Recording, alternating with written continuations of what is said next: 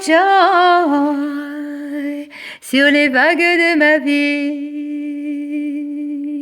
Par joy de mon navire je suis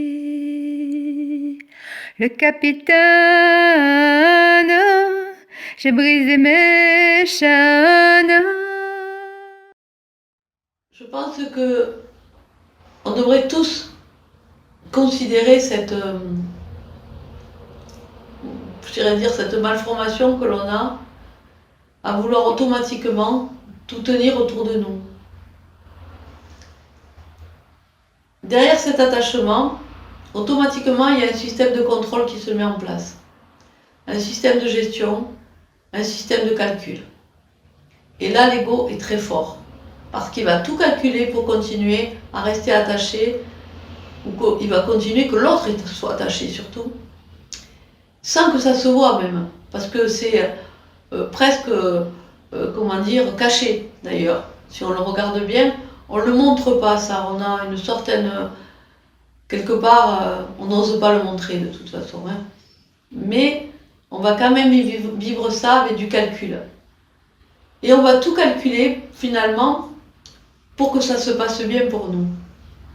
Mais ce que l'on ne s'est pas rendu compte, c'est qu'en faisant de cette manière-là, finalement, on va y perdre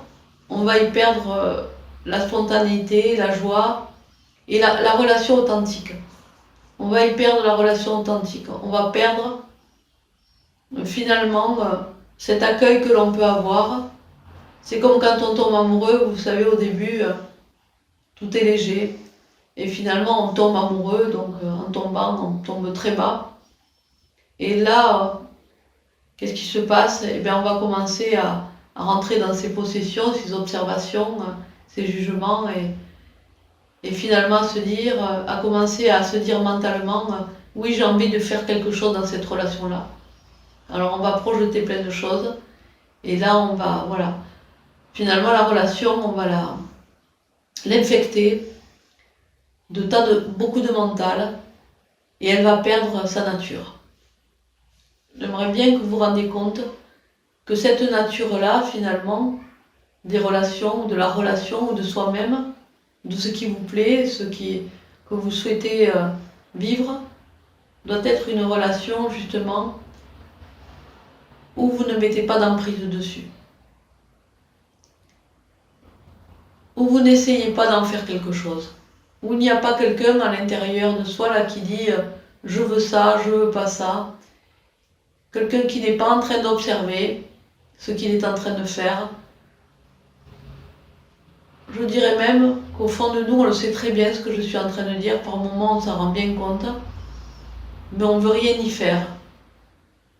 Une sorte d'acrasie, de situation là où on pourrait intervenir intérieurement, se dire arrête de faire de cette manière-là, d'avoir cette attitude-là, un comportement compulsif, arrête.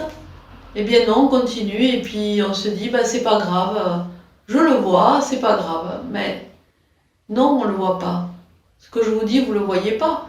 Parce que si vraiment vous vous rendez compte de ça, vous allez vous dire ouh là là, mais au fond c'est odieux. Parce que je veux faire de l'autre quelque chose que moi j'ai envie. C'est-à-dire je ne prends plus l'autre comme une personne, mais comme un objet. Il faut que vous vous rendiez compte de ça. Et par rapport aux idées, si vous vous attachez à une idée par exemple, ça vous empêchera d'avoir d'autres idées. Si vous vous attachez à une sorte d'amour, une façon d'aimer, ça vous empêchera d'aimer tout court. Donc, il me semble que c'est très important de voir l'attachement. Cet attachement compulsif, ce mental qui nous aliène et qui nous maintient dans cette situation-là. De façon générale, on ne travaille pas l'attachement, c'est-à-dire personne n'en parle. On en parle en spiritualité, mais dans le reste du monde, dans le reste de la vie, on trouve ça normal qu'un ego veuille prendre quelque chose pour lui et se servir. On trouve ça normal. ce serait intéressant que vous réfléchissiez à savoir est-ce que c'est normal. Le matérialisme, évidemment, nous amène à le penser comme ça. Mais est-ce que cet objet qui est devant moi m'appartient vraiment?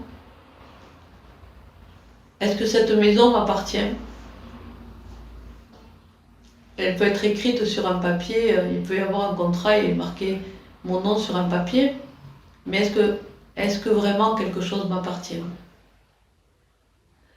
Quand je dis je suis attaché, je dis j'ai un lien avec la chose. Rappelez-vous ce que je vous ai dit. J'ai un lien avec cette maison. Si j'y suis attaché, et si j'y suis attaché, ben je ne peux pas m'en séparer. Et si je m'en sépare, je vais souffrir. Donc regardez ça. Est-ce que l'on ne pourrait pas vivre avec les objets, avec les personnes, sans finalement se dire, voilà, je suis attaché, et si je n'ai plus la chose, je souffre. Voilà. Si l'absence de quelqu'un me fait souffrir, peut-être que je dois me poser des questions. Est-ce que je ne peux pas faire un travail là-dessus pour essayer de voir justement à quel point je m'attache et à quel point après j'en souffre?